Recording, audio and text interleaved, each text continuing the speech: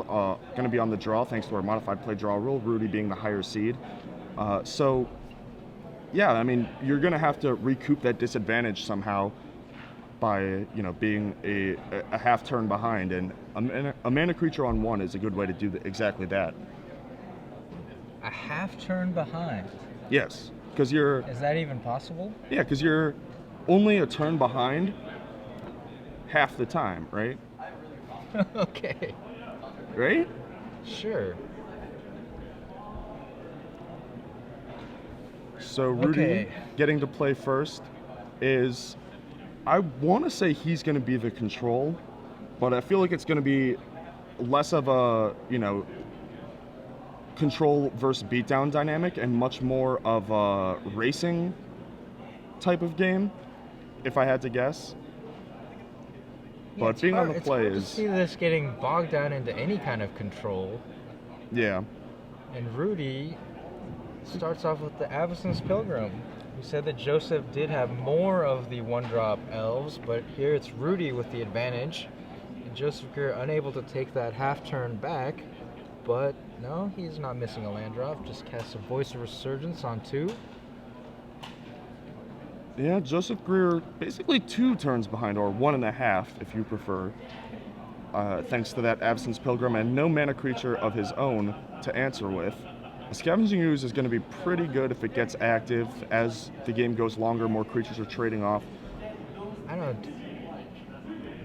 Looks like Rudy's hand is fairly mana heavy. Wow, Domri Raid. That is a very nice sequence. Voice of Resurgence taking down a Scavenging Ooze while it's still in its infancy, getting an elemental token for his troubles. And now Joseph Greer is kind of on the back foot, facing down a Planeswalker and 2 creatures with an empty board. Elvish Mystic not quite on time. But Mizzium Mortars is. Yes, take down that elemental token so that the Domri Raid is going to have to do some work. And it does! Loxodon Smiter comes right off the top for free. Avacyn's Pilgrim gets in for a point. No, it does not. We're going to trade off, and Loxodon Smiter comes down for Rudy. And looks like Rudy's hand is lands, but his board is pretty daunting. That's interesting that Joseph Greer chose to trade the mana elves there, but he's got a 4-drop, so his plan anyway was to drop a 4/4 and try to trade with the Smiter. Which is not going to work with a Gavany Township there. Oh wow, Rudy Briksza with the utility land. The last hurrah for the utility land. Singleton Gavany Township in his deck. So that's a big game. That was actually an interesting choice there. He could have sacrificed his Domri Raid to pump the Gavany Township and fight down the Rampager. He chose to plus it and is going to try and play defense, protect the Domri Raid, going to take a more controlling... Oh, no, he's going to do... going to get the best of both worlds. Yeah, I thought he might take that play too. Pump the Smiter to a 5/5 with Township. But you lose the Domri Raid if you do that, so it makes sense. And it looks like he hit another Loxodon Smiter off the Domri Raid activation. So even if Joseph Greer took the 4, looking to attack the Domri Raid back with the Rampager, Rudy had another Loxodon Smiter to jump in the way. And turn 5 is a little underwhelming for Joseph Greer. You really want that to be a Thundermaw Hellkite and kill the Domri Raid, not a 1/1 and a 3/3, facing down a 4/4 and a Planeswalker.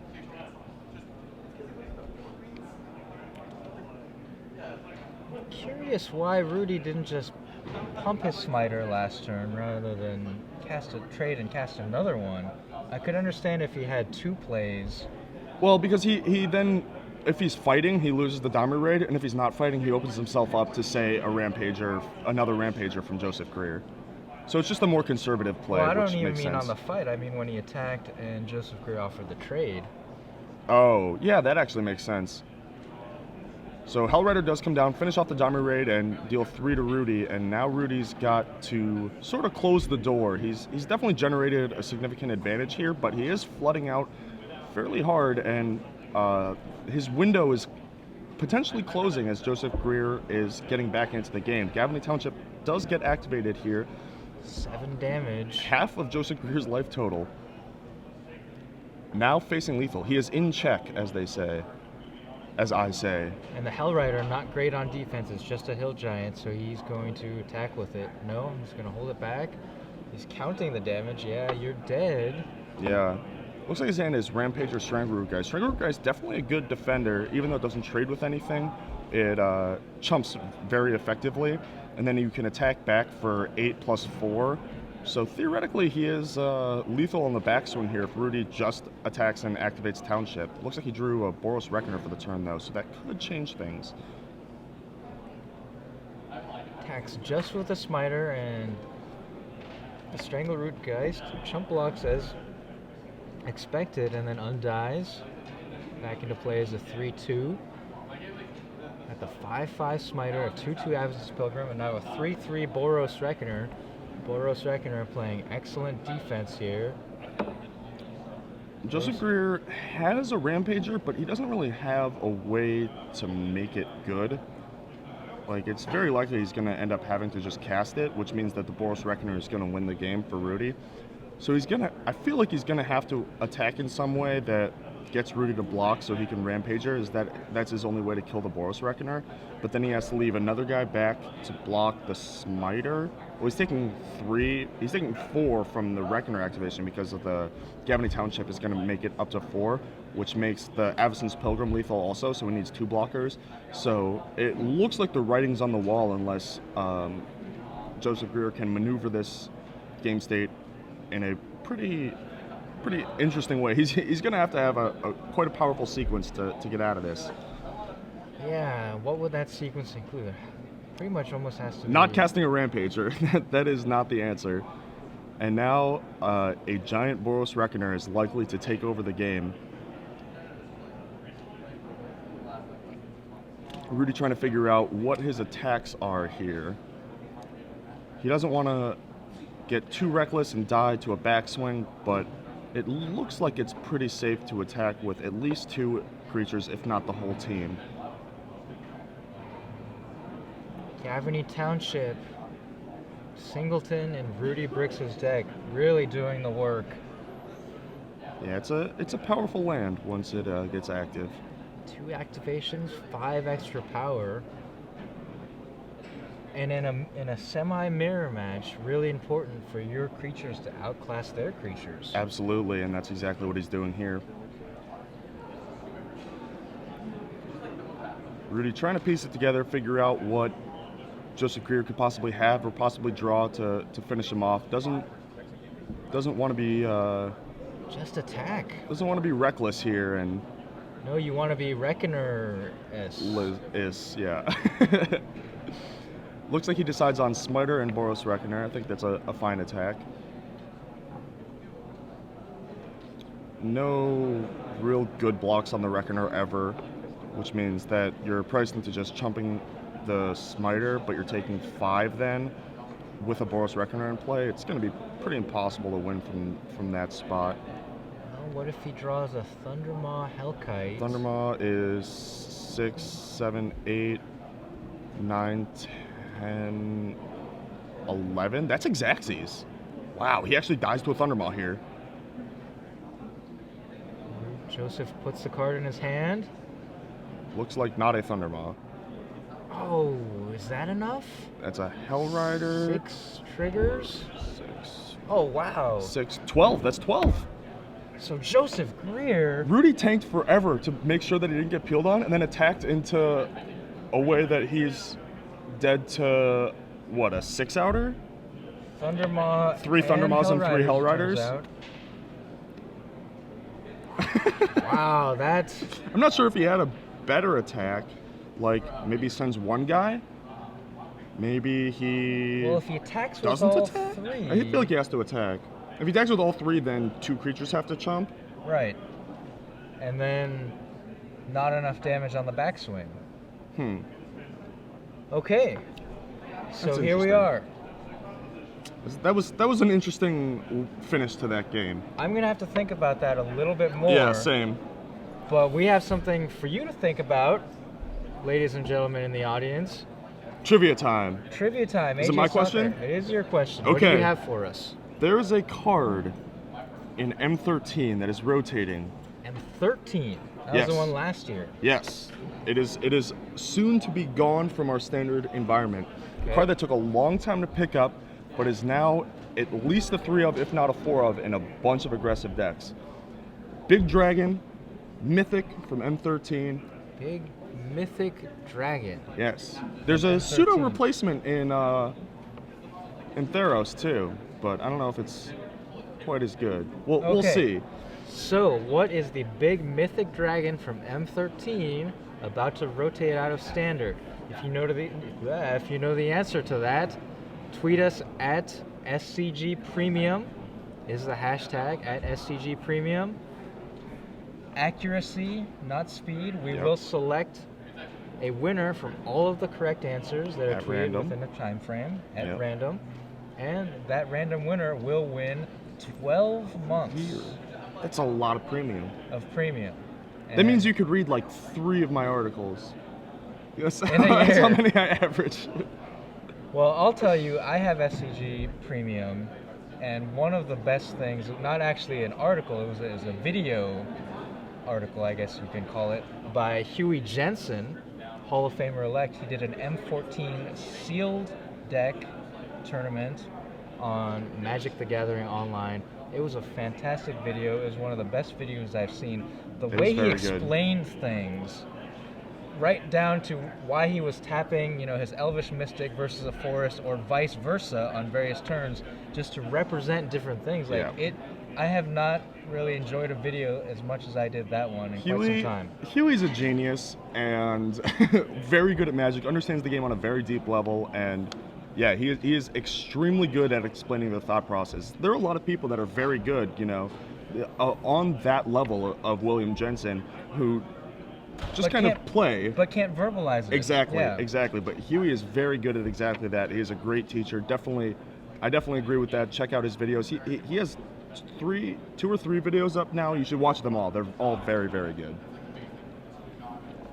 Okay, so back to the action. Joseph Greer was the lower seed, but he took the serve in Yes. game 1 And that's in surprising fashion. yeah, that is a big game. Being able to steal initiative away from Rudy, starting on the play in this aggressive mirror, and it definitely gets a little interesting post board because we have Volcanic Strength Oh. versus Unflinching Courage.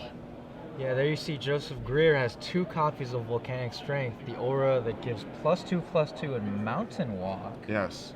A limited Surprising. unplayable.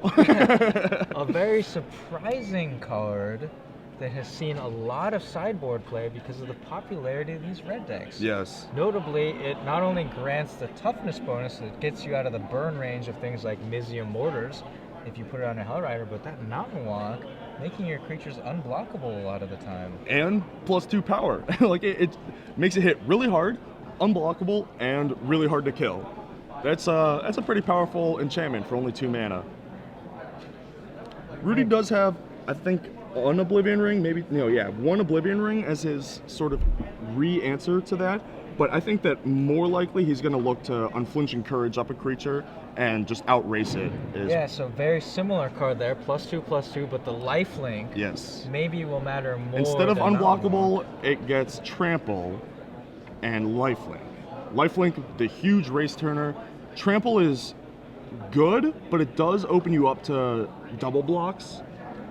You can still, that creature can still die in combat, whereas the Volcanic Strength creature is likely just gonna walk all over the mountains. So, swings and roundabouts. There are drawbacks and boons to both sides. It's going to be an interesting little sub game that's going on there. Rudy also has 2 Selesnya charms that the only 2-color deck does not have access to. The Selesnya charm not only takes out a Thundermaw Hellkite at instant speed, but also makes greatly narrows the scope, the range of creatures that can be Volcanic Strength. Like if you Volcanic Strength a Flint Hoof Boar, then you can get Selesnya Charm. So it's going to have to be either a smaller creature or something that you're willing to get Selesnya Charmed, or you're going to have to overwhelm the Selesnya Charms with Thundermaws and Thragtusks and all that.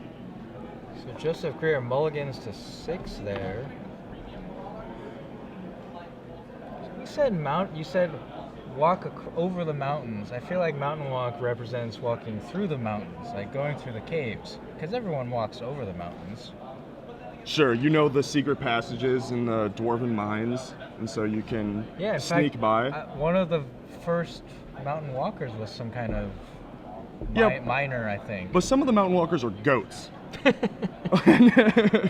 Well, goats are definitely just, you know, hanging just out. walking over the mountain. Well, I guess the goats know the safe paths and all that, you know, they're sure of foot, so it makes sense for them to mountain walk. So there's some kind of pause in the action here. Looks Not like sure Joseph what's Greer going stepped away on. from the table, maybe used the restroom or something. Is that what he's done? Maybe it's a sick mind game. Unlikely, but possible. He'll come back to the table and then mulligan to 5. There's a great story of back in the day. I don't want to use names, but two. Back in the day. What is that for you? It was 3 months ago? It was actually before my time. Oh, okay. I just heard this story. So 6 months ago. Where two players who did not like each other and were not having the friendliest of matches. Uh-huh. A player attacked the opponent down to 2 after drawing a shock, and then called a judge and asked to use the restroom. And then The went to the opponent, bathroom. the opponent's just like, come on, man, just like play out the game. You know, like we're both at really low. Like you're just gonna die on my next attack, or I'm dead, like whatever. And the guy's just like, no, I have to use the bathroom. So he calls the judge over, and the judge is just like, no, you can't use the restroom. It's like, just play. He's just like, appeal. Like I need to use the restroom. I know I'm allowed to. So the head judge comes over. Head judge is just like, dude, just play it out. Like, you know, be a reasonable human. And the guy's just like, no, I know my rights. Like I'm allowed to use the restroom. He's like, all right. So sure enough, he goes to the restroom. Is gone for like 4 or 5 minutes. Finally comes back and it's just like, all right, I'm back. We got a time extension. He's like, sure, you got a time extension. He's like, all right, cool. Sits back down. He's like, all right, shock you. So it's funny. It's funny. I just finished writing an article that I submitted to Cedric, the editor, and one of the scenarios is the bathroom thing. Yes. The article is titled "Don't Be That Judge." And the thing is, I've heard these stories of judges who deny players the right to go to the bathroom. I've been denied a restroom break. And you should absolutely appeal that ruling every time because, as I say in the article, it's a basic human right to go to the bathroom. But in this scenario that you mentioned, I mean, I would let the guy go to the bathroom, but as soon as he came back and like shocked the guy and it was an obvious slow roll, That's got to be a warning. I would give him for an unsportsmanlike minor because that's just Agreed. You're wasting all of our time. That's exactly how I would handle it as well. But yeah, that story is pretty insane. Actually, speaking of bathroom stories, as we're filling time while we're waiting for the players to be ready for Game 2 of the finals here in Atlanta, Brad Nelson, former Player of the Year, Star City Zone, when he was on his hot streak, in what was it, 2010? I think. I believe. He actually used the restroom a lot. Like between every game, he was going to the bathroom, and it was just sort of his way to collect himself, calm down, wash his face, and then go back refocused and ready to play another match. Think about how the first game played out, and then get it out of his mind, and figure out how to sideboard all that. That's his way of collecting himself. So he did this at a bunch of pro tours and whatnot as he was tearing it up, and he was doing this weird bathroom thing. And he was killing it. So people actually speculated that he had like a walkie-talkie hidden in the bathroom where he could like phone a friend and try to phone a friend. I swear to God, this happened. People genuinely were suspicious of him using the restroom because it's just like nobody could be that good. Nobody could win that regularly. We're gonna we have to be suspicious, right? It's just like, no, man, he plays straight up. He's just really good. Okay, so apparently something happened over there in the finals match, and we're going to throw it over to Glenn Jones in the sideboard to give us an update on what happened in the match. So take it away, Glenn. Let us know what happened.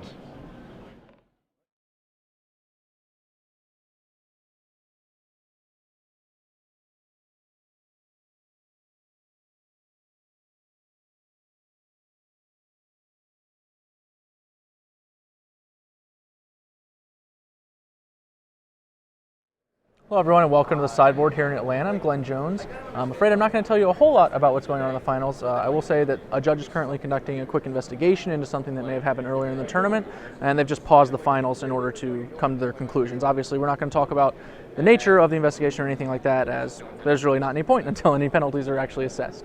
I figured I would go ahead and update you guys on the semifinals, where I know it got a little confusing at the end when a Sigarda was cast with an illegal amount of mana available.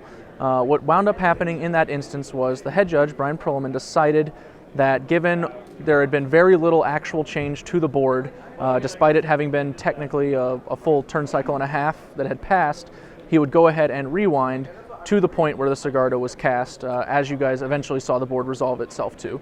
So that meant each player had to put a random card back from their hands that they had drawn up to that point. The Sigarda was then placed back into the player's hand, and he couldn't cast the Sigarda, had no other spells, obviously, and conceded the game. So in case that was unclear, I hope that kind of illuminates the situation for you guys. Basically, just made a mistaken land drop, and that cost him the game. Both players seemed good-natured about it. It was a mistake, and everyone genuinely feels fine about it. Moving on into the finals, they obviously have began a game. You saw that game play out just now with Joseph taking the lead very narrowly with a peeled Hellrider. I'm going to go ahead and throw it back to the booth with Ricky and AJ, and they'll continue to fill while we await the judges to let us restart the tournament. So we're just trying to protect the integrity of your tournament. Enjoy the show.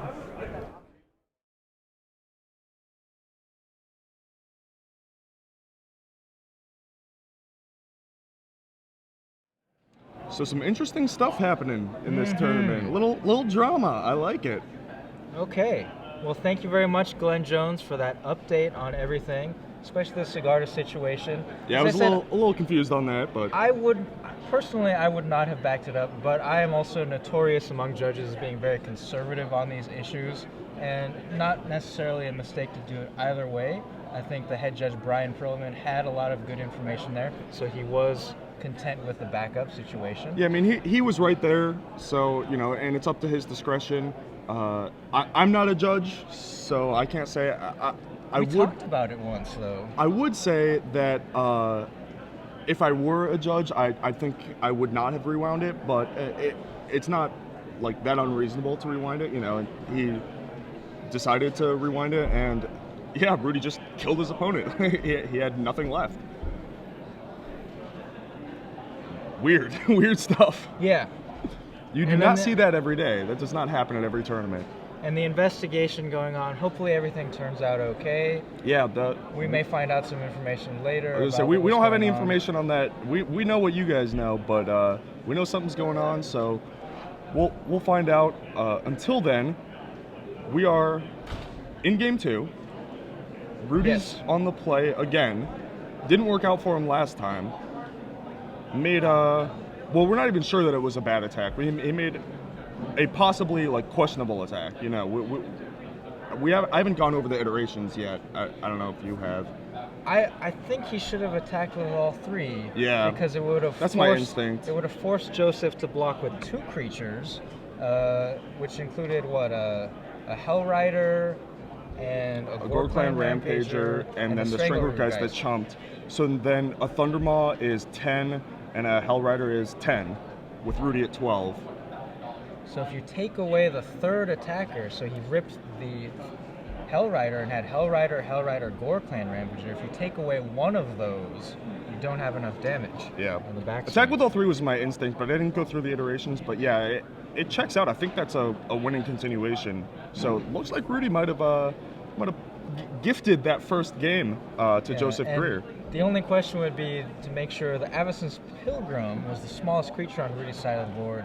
It would have had 3 counters, right? So it needs to be a 4/4. Yeah, it would have been lethal in 2. With the Gore Clan. Yes, it would have traded with the Gore Clan, or been lethal in 2. Either way, you're good. Yeah, so that was game 1. Pretty interesting stuff. So costly mistake in the finals, and Rudy Briksza apparently has been making a lot of mistakes. We heard about He keeps it fast and loose. missing the voice of resurgence triggers. Letting his opponent cast the cigar off of one white. That's the opponent making a mistake, but it's really in your best interest to catch that, to make sure. Yes. Because if, for example, I had been the head judge and I had not chosen to rewind, Yeah, or if he wasn't on camera or we weren't in the booth and pointed it out, yeah, you would have just continued and just lost. If that was in the Swiss, you would have just lost. Yeah. So make sure to pay attention to what you're doing, but also to what your opponent is doing. Yes. And the same goes for his opponent there, Jimmy Smith. If he had been paying attention, he did have the white land. He did have the correct land that he could have played. So Magic the Gathering is not an easy game. It is not. I'm sitting here in the booth. It's very easy to see all the action from above, literally. Yeah. When you're sitting there at the table, I can tell you I have made so many mistakes just... You know, we all have. It's a hard game. Right after making the play, I go, well, that was the wrong What play. have I done? Yeah, that we've all felt that feeling, for sure. What's one of the worst mistakes you've made as a player? Do you even remember? There's so many. Or do you just try to forget them? I do try and forget them. Like I'll learn the lesson from it, you know, but then I'll forget that it happened. You got to have a short-term memory because you don't want to like go on tilt in the middle of a tournament, and you don't want to let things haunt you for the coming week, which definitely has happened to me in the past when I was a little even more younger. That was something that I dealt with that was pretty hard for me, where I didn't have that short-term memory developed, and I let things bother me. Right, so you make a mistake in round 2 of the tournament, and then the tournament's over. It compounds itself, and losses. But I've matured a little since then, and it's something that everybody in the game has to deal with. In any game, really, any sport, any strategy game, anything, any walk of life. You have to be able to. You don't want to pretend it didn't happen. You need to learn the lesson from the mistake. But once you've learned that lesson and let it sort of sink in, then just let it go. It's okay. It's over. It's done with. Don't let it like clench on your heart. Just let it go. You mentioned sports. You hear all the time in sports when people are interviewed after a tough loss, the athletes always say we're just taking it one game at a time. Yep. We're just focused on the next game. And it seems like a cliche, but that's absolutely true. So yeah, I mean, you see a place kicker miss a 30-yard field goal and then go back out and kick a 45-yard game winner. If he had that rotting in the back of his head, he would have been at a great disadvantage. Rudy Briksza has to get over that mistake in game 1, not attacking with all his creatures to put Joseph on the back foot. Starts off with a scavenging ooze here. And it looked like an unflinching courage in his hand, so optimally you'd rather put it on something that would get up to 5 toughness so it can't get mortars. But Pillar takes out the Scavenging Ooze first, and a Scavenging Ooze of his own to follow up. Joseph Greer with a quite strong start here in game 2. Forcing Rudy to deal with his Scavenging Ooze. Loxodon Smiter comes down. Now, this is a good Unflinching Courage target, and it doesn't look like Joseph Greer has an answer right now, and that's going to be really hard to race. So Joseph attacks there, representing... Well, he's got the... he's got a Wolf Run for 2, so he could be offering a trade, but I definitely don't think that trade is just being offered straight up. I think that's a sort of bluff for the Rampager, and sure enough, it was Gorkland Rampager that comes down after an Unflinching Courage on the Loxodon Smiter. That is a very brave elephant, hitting for a 12-point life swing. That's hard to race. Now, Wolf Run does help a little against the Unflinching Courage in that you can offer a trade of just the Rampager with a Wolf Run activation for the Loxodon Smiter. You're still getting blown out by pump spells, but... Gorkland Rampager, Selesnya Charm. Yeah, a lot of things blow that out, but at least then you're only getting 1 for 1 rather than 2 for 1 in the case of a double block, which is the normal way that you deal with it. And it looks like he's going to go Strangleroot Geist and try and double block, which is basically the same, because the Strangleroot Geist, the front side of it dies, but the back side of it comes back and can do the same thing with Wolf Run the next turn. It's a little lost value, but a little more mana efficient. So Joseph Greer decides that was more important. Looks like Rudy has a Mizium Mortars in hand, and a Flinthoof Boar comes down. Mizium Mortars on the Rampager, there we go. And hit for another 12-point life swing with the Angry Elephant. So Joseph needs to stop thinking about racing here and really hold back and try to deal with this unflinching courage. Yeah, in no Smiter. iteration of reality was Joseph Greer going to race a 6-point lifelinker. It was definitely going to have to be attrition down with Wolf Run through any tricks. I say attrition down, but the only attrition portion of it is through tricks. So trample you for 5. Yeah, he does block to get 1 more power on his Strangleroot Geist so that he is a little lighter on mana for his Wolf Run activation on the next turn. Scavenging Ooze gains a little life, gives him a little padding, and grows to a 3/3. And now we have to see what Joseph Greer's plan is to deal with this 6/6 lifelinker. A Flint Hoof Boar. So it looks like he's still trying to double block rather than Wolf Run, although his life total is low enough that if Rudy has a trick and he's getting single blocked, then he's facing lethal. But I think that might be his only way to win, actually. Because if you get doubled and he has a trick, or if you double and he has a trick, then you're losing anyway. So playing around a trick there doesn't really make any sense. In the Wolf Run, you only have to trade 1 card for it rather than 2. But it looks like Rudy does not have a trick because he's thinking about staying home until he draws one, not wanting to trade for 2 creatures. He casts the Voice of Resurgence just in case Joseph has any tricks up his sleeve. And it looks like he does pass. Joseph Greer's just got another land and an Elvish Mystic, but at least he's sort of stable for now.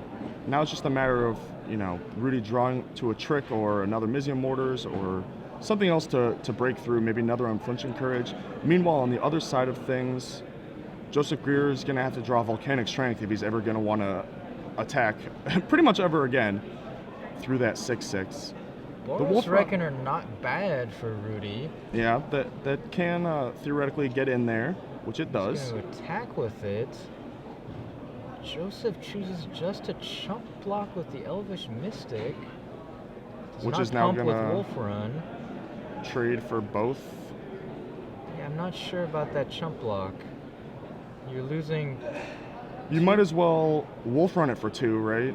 And then if he wants to trade the Reckoner for the Mystic and a 3/3, then that's fine. And if he wants the first strike, then he doesn't kill both elves. Plus you get the extra creature in the yard for the Scavenging Ooze. I actually think that, yeah, I agree with you. I would have Wolf Run for 2 there.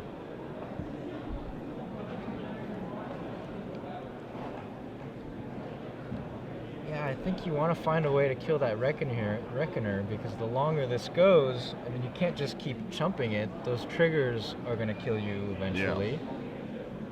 Yeah, chumping it there, like you're losing 2 creatures anyway, it seems pretty bad. But maybe the plan is just to get the Scavenging Ooze up to a 4/4, and then you can force him to hold the Reckoner back for now. But that plan still works, right? Like, yeah, that's... if you pump to 3 and Rudy chooses to trade the Reckoner and get a trigger for 3, then if he targeted the Ooze, then the creatures are already in the graveyard when that target goes in the stack, so the Ooze can grow twice in response. So now Rudy has a much more intimidating board. He plays his 6 land untapped. This looks like a Zealous Conscripts. So he plays, yeah. And that is the game. Played it untapped so he would have the green mana to activate the Scavenging Ooze. And attacks for lethal. Well, so Rudy took it back, wins game 2, really on the back of the Unflinching Courage. That did a lot of damage, gained him a lot of life, and put Joseph in a position where he could not attack anymore. Had to hold back all of his creatures to make sure that he had enough blockers to keep himself alive. Rudy even had the luxury of playing it on something that would grow above 4 so that it couldn't be Mizium Mortars. And at that point, Joseph Greer's number of answers is greatly limited. Yeah, he really has no answers to a 6/6. I think he needed to try answer. and attempt to trade with it immediately, because you're never outracing it, and the sooner you start trying to trade for it, the less damage you're taking, the less life they're gaining, and the more chances you get at trading for it so you can run them out of tricks. Yeah, if they have a trick, you have to force it out at some point. Exactly. It's a very common tactic in Limited. Even if you know that they have a giant growth, you just offer a trade while they'll use it. Yeah, you have to offer a 1-for-1 so that they'll take it, so that you don't get 2-for-1 later, basically. Or just beaten down while you're taking you're taking the damage because you don't want to get 1-for-1, you know? Right. So Joseph, maybe he's got to have Zealous Conscripts of his own. If It's this possible. becomes an aura match, Volcanic Strength versus Unflinching Courage, taking their pantsed creature may be the way to go. Yeah, that is definitely a viable way to play it. We saw Pillar of Flame used there. That card is also very important for this matchup. A lot of different sub-games going on, but the most important of which has to be Unflinching Courage. Yeah, and Greer got to draw those Volcanic Strengths. Yes, the pants Walk- versus pants. Walk through the mountains. Or over them if you're a goat. If you are a goat, you can go over the mountains. How do you feel like the other land walks? What's The only one that flavor doesn't behind them? really make sense to me is Planeswalk. Because it's planes. Yeah. Everyone. Maybe that's why they don't print that many of them. Yeah, it just doesn't make sense. Yeah. Like what, you can navigate the open field? I like Swamp Walk the best Swamp Walk's cool. because you can, you sink into the swamp and Swamp Walk just kind of Yeah, hovers or slides over the swamps. yeah. You're Glides. you're either a spirit floating over it, or you're like like Stalker Hag or something like that, that's like used to being in the muck and can just kind of power through it, and or you're like part of the muck, so you're one with the swamp. That makes sense. Island Walk also makes sense. You're like swimming. But that's not Island Walk. You're just swimming. No, but you can They get should from have called it swimming. you can get from island to island. Okay. So you're not walking over the islands. You're walking between the islands. Yeah. All right. I would still call it swimming, Swimming would have been good. unless you're. We got to go back in time to Alpha and tell them, you Look. got flying, we need swimming. Swim. They tried with Island Home. Island Home Kind was, of a yeah, swimming mechanic. yeah, a sea creature. That was unsuccessful. Okay, 1-1. This is the finals of StarCityGames.com Atlanta Standard Open. Joseph Greer's on the play. He has a Rootbound Crag. Let's see who takes it down here. The final Standard Open of the Innistrad constructed Standard. Looks like double Buddyland draws, but Joseph Greer has a basic mountain on the next turn. Rudy Briksza is going to have another Buddyland, but he does have the Avacyn's Pilgrim to try and jump back ahead. Hey there, little buddy. Joseph Greer looks like he's going to pillar that immediately. Can't let him get too far ahead on mana. And mana accelerant of his own in the form of an Arbor Elf, but that is not an active Arbor Elf, and the land drop is a Kessig Wolf Run. We'll have to make sure to keep our eyes on that and make sure he does not try to untap the Rootbound Crag. Yes, I've seen many players try and do that. But until he draws a forest, that is a Mons Goblin Raiders. Looks like Scavenging Ooze is the play with no land drop, let alone a green one. And it looks like a Miracle Bonfire from Rudy, and he's thinking about whether he wants to cast it. I mean, how do you not cast it for 2 here? And sure enough, he does. Especially because with the motion that he had, his bonfires face up from then on, so it's not like Joseph Greer is going to play into it. Right. So Bonfire for 2 takes down the 2 creatures, and Rudy also misses a land drop. But he's got the 4/4. All right. Hellrider, that's 6, Land 7, off the 8 top. damage. Land off the top, very, very important for Joseph Greer. And looks like Smiter's probably going to have to stay home here. Amizium Mortars taking out Hellrider is not bad. Maybe Rudy can get in for 4. No, he decides to stay home. He's opening himself up to being Rampagered here, but if he just gets Wolf Run, I think he's fine with that. He could also get Volcanic Strength, even though he doesn't have a mountain, so it's not unblockable. It would make it a 5/5 versus a 4/4, which is obviously not profitable for Rudy. Gonna chump block with his 4/4, and sure enough, that's what's happening. There it is, Volcanic Strength. Not walking over or through the mountains, but the strength part, good enough. Yeah, and he does trade with or chump with the 4/4. That is a conservative play. I feel like he must have a Selesnya Charm and is trying to preserve his life total if that's his line. Yeah, it looks like he does have a Selesnya Charm. My reads are on this morning, Riki. Wish I was playing today. And a post-combat Strangleroot Geist wouldn't really attack with it anyway into the 4/4, although if you're expecting the chump block... Yeah, it might have been profitable to send there. Scavenging Ooze on defense. He also has Wolf Run, so like the front side of the Strangleroot Geist represents a lot of damage. So here we go. Attacks. He's going to block. That is an interesting goes block. To block the Flint Hoof board, despite the fact that he has Selesnya Oh, Charm. what a trick! He was looking for that Gore Clan Rampager so he could Unreal. do the Selesnya Charm in response. Why would Joseph Greer Rampager there? He has Wolf Run if he wanted to trample. He doesn't have to invest a card. He was just going for the throat, going for the kill, and all of a sudden, Rudy is way ahead. He can now... He's still holding back, though. His life total is precarious.